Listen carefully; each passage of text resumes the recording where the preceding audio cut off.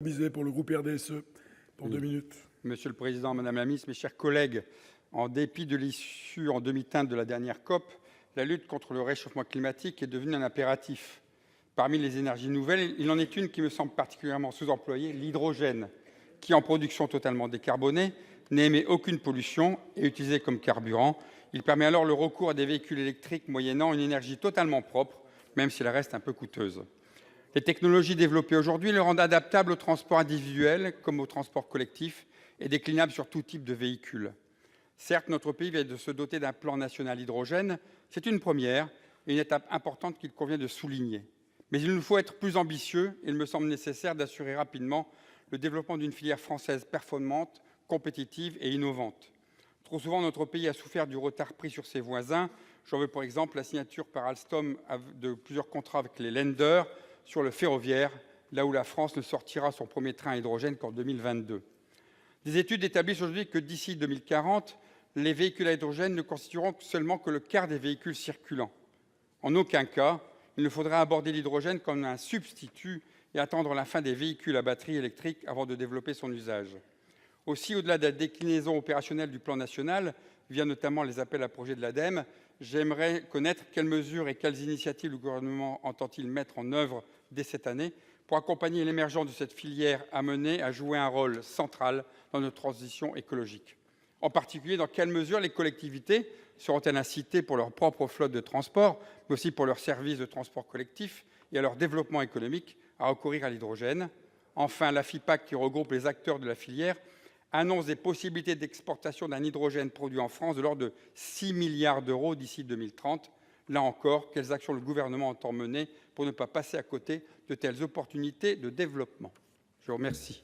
Merci, Madame la Ministre. 33 secondes. Merci, Monsieur le Président. Moi, je peux vous assurer que le gouvernement est convaincu que l'hydrogène a un rôle important à jouer dans la transition énergétique. C'est une solution de mobilité propre complémentaire au bio-GNV et aux batteries, et c'est également un vecteur de décarbonation du réseau gaz. Et la filière française est en avance et compte de nombreux industriels de premier rang mondial présents sur toute la chaîne de valeur. Le plan de déploiement de l'hydrogène, qui a été présenté le 1er juin dernier, veut capitaliser sur ces atouts pour développer les avantages industriels français et préparer le déploiement massif de l'hydrogène sur 3 axes, dont notamment la mobilité, pour laquelle je suis convaincue que l'hydrogène a toute sa part à jouer, tout son rôle à jouer, en particulier pour les véhicules lourds, les poids lourds, les véhicules utilitaires ou les trains, et pour les flottes captives. Le plan comporte plusieurs dispositions opérationnelles. Tout d'abord, les dispositifs de soutien au verdissement des véhicules ont été systématiquement élargis à l'hydrogène. Je pense au suramortissement pour les poids lourds ou celui qui a été introduit sur les navires, au bonus pour l'acquisition de nouveaux véhicules ou à la prime à la conversion.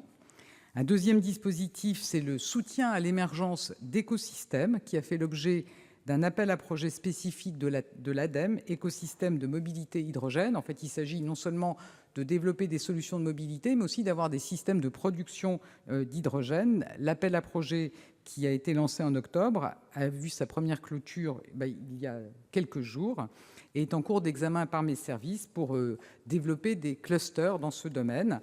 J'ai également lancé une mission spécifique sur le développement du train à hydrogène, qui a été conduite par le député Benoît Simian, et qui doit nous permettre de déployer une expérimentation de train à hydrogène avant la fin du quinquennat.